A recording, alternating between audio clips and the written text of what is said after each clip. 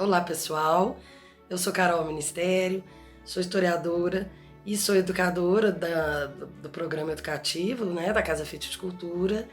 Hoje nós estamos aí na 4ª edição e última desse ano do Arte em 15, né, em que a proposta é sempre apresentar 2 obras e, através de análises comparativas, né, a gente descobrir um pouco as semelhanças, as distinções dessas obras, o que elas têm em comum, em que elas se divergem, né? Às vezes é no período, às vezes é no estilo, às vezes é na linguagem, né? Na modalidade artística. Então hoje o nosso tema também é o tema que é comum às 2 obras que serão comparadas aqui, que é uma imagem sacra, né? Uma obra sacra, que é a representação de Santa Ana Mestra. Né? Santa Ana Mestra, vou falar um pouquinho a história, né, gente, que a gente chama de hagiografia, quem foi Ana, né? Depois eu vou falar rapidamente um pouquinho sobre a devoção, como que essa devoção chegou aí no Brasil e em Minas Gerais. Eu escolhi só peças que a origem é Minas, mas nós vamos ver que essa devoção foi muito forte no Brasil inteiro, né? Então, nosso tema um pouco hoje aí seria Santana, que é a mãe de Maria, né, da Virgem Maria, aí, muito considerada aí na Igreja Católica, principalmente, né, esposa de São Joaquim, né, que também é pai de Maria, e os dois, tanto Ana quanto Joaquim, são os avós de Jesus. Né? Então, essa devoção ela é muito antiga, principalmente nas igrejas orientais, né? Essa descrição da vida de Santana e de São Joaquim, que são os pais de Maria, como que foi esse nascimento de Maria, ela não é muito comum, né, nos evangelhos canônicos do Novo Testamento, e ela é encontrada no que a gente chama hoje de livro de Tiago, que antes era chamado dos proto-evangelhos de Tiago Maior. Então, nesse texto de Tiago é que ele descreve um pouquinho melhor como que foi essa concepção de Maria, como que foi um pouco a vida de Santana, né? Então, segundo esses textos, Ana já tinha uma idade muito avançada e não tinha conseguido ter filhos ainda com Joaquim, né? E eles foram, enfim, de certa forma, né, as pessoas perguntavam, né, por que eles não tinham filhos. Então eles foram questionados também por um sacerdote que se chamaria Rubem, né, por porquê da ausência dos filhos, né?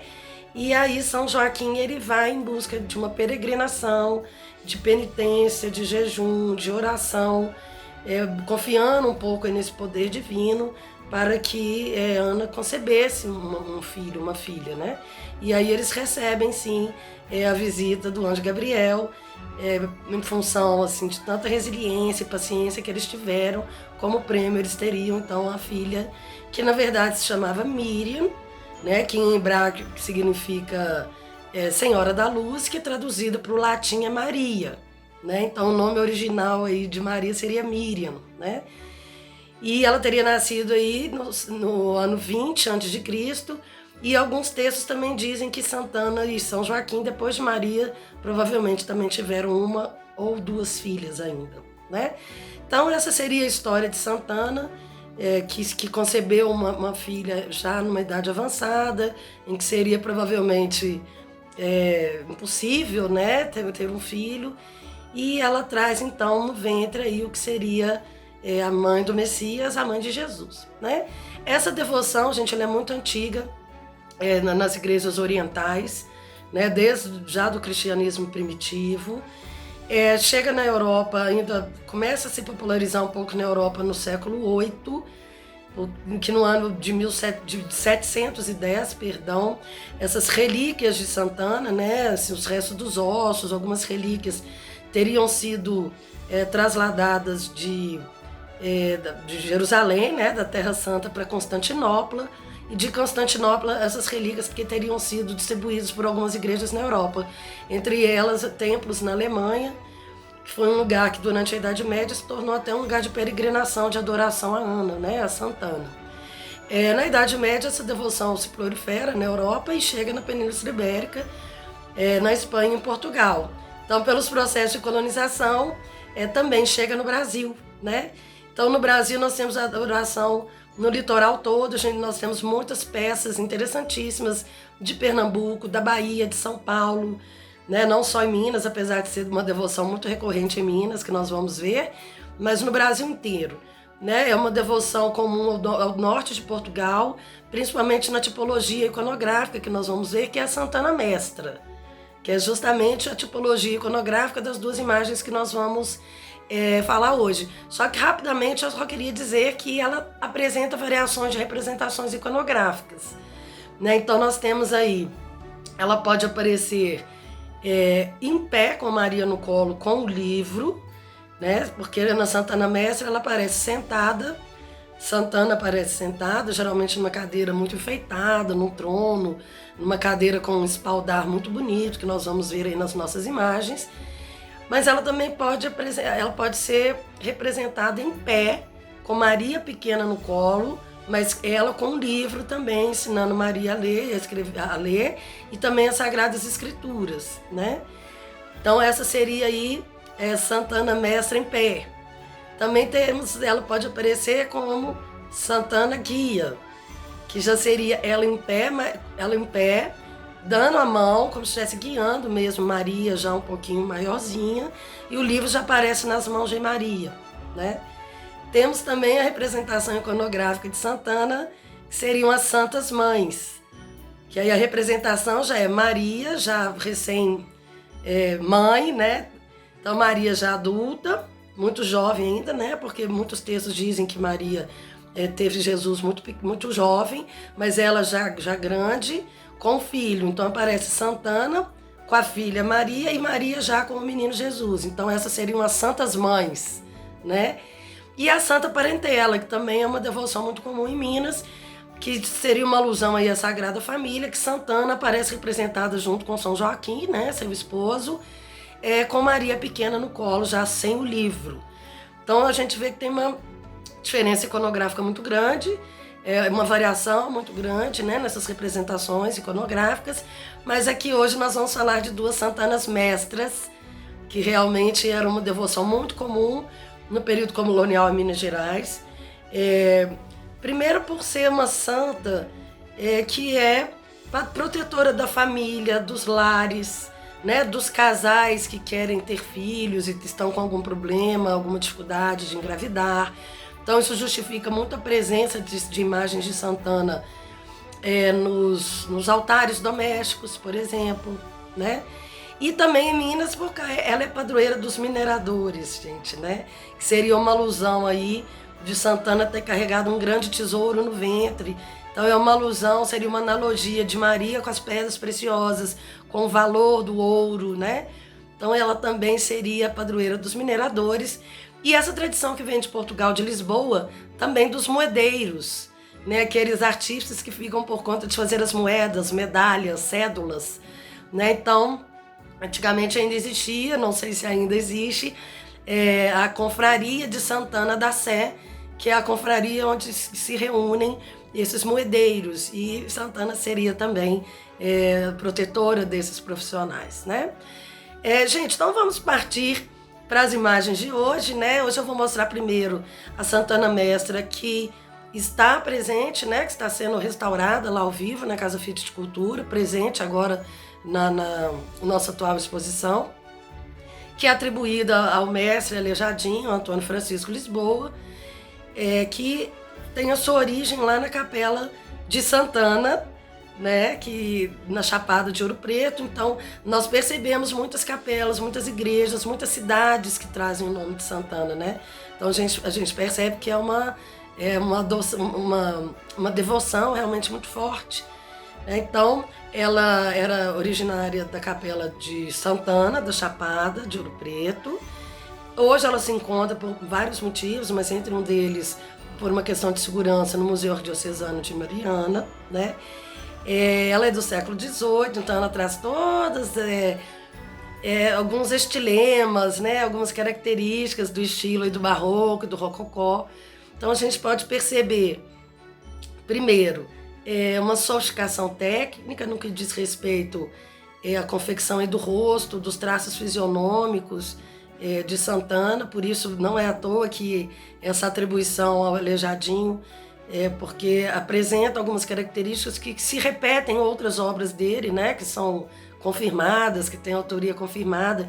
Então seriam esses estilemas, né, os olhos amendoados, as sobrancelhas arqueadas, o nariz muito bem afinado, com as narinas muito abertas, o lábio superior também muito bem delineado, né? Então a gente percebe nessa peça uma sofisticação técnica, principalmente no rosto de Maria, no rosto de Santana, perdão, e no rosto de Maria a gente já vê que muito provavelmente foi uma outra pessoa que fez a execução, porque não apresenta tanta sofisticação técnica quanto o rosto de Santana, né? Então a descrição da peça, elas estão assentadas, né? Santana está sentada nessa cadeira, com esse espaldar alto, que é arrematado aí como uma espécie de concha, que seria também um elemento que identifica um pouco aí esse período barroco. O douramento, ela apresenta douramento, ela apresenta policromia, apesar de não estar num estado de conservação tão bom quanto a outra Santana Mestra, que hoje se encontra na capela, lá na Casa Fitte de Cultura, né, nos jardins da Casa Fitte de Cultura. Então ela apresenta já um processo de deteriorização um pouco mais avançado, que muito provavelmente a nossa equipe de restauradores vão fazer intervenções, né? Então ela está sentada nessa cadeira, que faz uma alusão aí ao conhecimento, não é uma cadeira qualquer, né? E está ensinando Maria a ler e a aprender as primeiras escrituras sagradas, né? Provavelmente alguns trechos do Velho Testamento. E Maria, nessa obra, se encontra do lado esquerdo de Santana, do lado esquerdo de quem olha a obra, do lado do observador, né? Nós podemos perceber a ausência do banquinho que apoia o pé de Santana, que nós já vamos perceber na imagem aqui da Praça da Liberdade, né, da Capela de Santana. Os pezinhos estão abertos em V, né? A gente também pode perceber aí alguns detalhes que também são típicos da oficina de Aleijadinho, mas a gente tem um problema um pouco técnico, uma resolução estética que não foi muito bem resolvida, que Maria está um pouco desproporcional em relação à cadeira, né? Então, os especialistas e os peritos suspeitam que ela foi feita por várias mãos, né? É um trabalho coletivo, vários artífices e artistas teriam participado dessa execução, né? Então, a gente não percebe a mesma sofisticação técnica da figura de Santana para a figura de Maria, né? Mas é uma obra muito bem executada, de qualquer forma, né? Apresenta várias características aí, volume, né? no conjunto escultórico, expressão na fisionomia das personagens, principalmente da de Santana, né? Então, esse movimento do planejamento, né? Todas essas questões são semelhanças também com a outra imagem que nós vamos analisar daqui a pouquinho. Então, é uma obra que foi já restaurada em 61, já teve algumas intervenções, né, na década de 60, e que agora vai também sofrer novamente novas intervenções. Então, vamos ver o que mais nós podemos descobrir depois da intervenção da equipe do restauro, né? Gente, para finalizar, eu queria então falar um pouquinho da outra imagem, que é essa imagem também da Santana Mestra, também do século XVIII, que se encontra também, é uma madeira dourada e policromada, porém a autoria da peça ela é desconhecida, mas ela se encontra lá na Capela de Santana, que hoje está localizada lá nos jardins da Casa Fitte de Cultura. A capela também é dedicada a Santana, muito em função da primeira-dama na época, na década de 50, né, quando a capela foi inaugurada, no fim da década de 50, que é a Dona Queridinha, né, que seria a Tatiana Bias Fortes, esposa do governador Francisco Bias Fortes na época, que era muito devota de Santana e também decidiu dedicar o templo a Santana porque há alguns relatos que na época ainda do Curral del Rei havia ali uma capela dedicada a Santana, então ela faz essa homenagem, né, novamente à devoção da santa, né, o templo traz essa devoção. Então essa imagem também nós podemos perceber que ela foi feita também com um apuramento, na verdade uma sofisticação e um refinamento técnico, né? Não tanto assim no rosto, né? nas expressões fisionômicas das imagens, mas no planejamento, né? No processo de douramento. Ela já sofreu outras intervenções, então existem repinturas, existem só alguns resquícios do que seria o douramento e a policromia original, mas ela já apresenta, por exemplo, o banquinho, né? O pé direito aí de Santana já está apoiado num banquinho.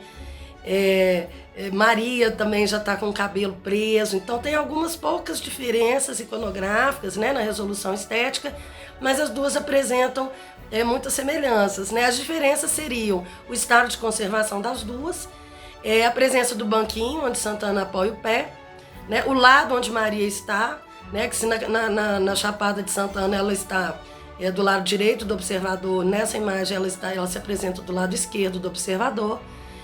Né? Agora, temos mais semelhanças, né? São duas obras do mesmo século, do mesmo período, apresentam um certo nível de erudição do artista, né? Dos artistas, na maioria das partes do conjunto escultórico. As duas apresentam os estilos e os padrões da época, né? Aí de uma transição aí do rococó, do barroco para o rococó. Né? Então, são peças de devoção que ainda também são muito fortes, né, em suas comunidades, tanto a comunidade do Chapada, tanto a nossa comunidade aqui de Belo Horizonte. Então são peças que foram pensadas e executadas pelas dimensões para ocupar retábulos, né? Então essas seriam as principais diferenças, mas elas têm mais semelhanças, né? Pessoal, então ficamos por aqui.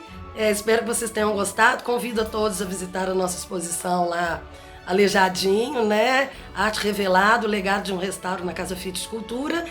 E também aproveitar para convidar vocês a participarem, né? Interagirem comigo no mês de dezembro, no mini curso que eu vou dar sobre iconografia, não só de Santana, mas de São Joaquim e São Manuel também, que são as duas outras peças que estarão expostas na casa. Tá bom? Espero que vocês tenham gostado. Até a próxima. Tchau, tchau.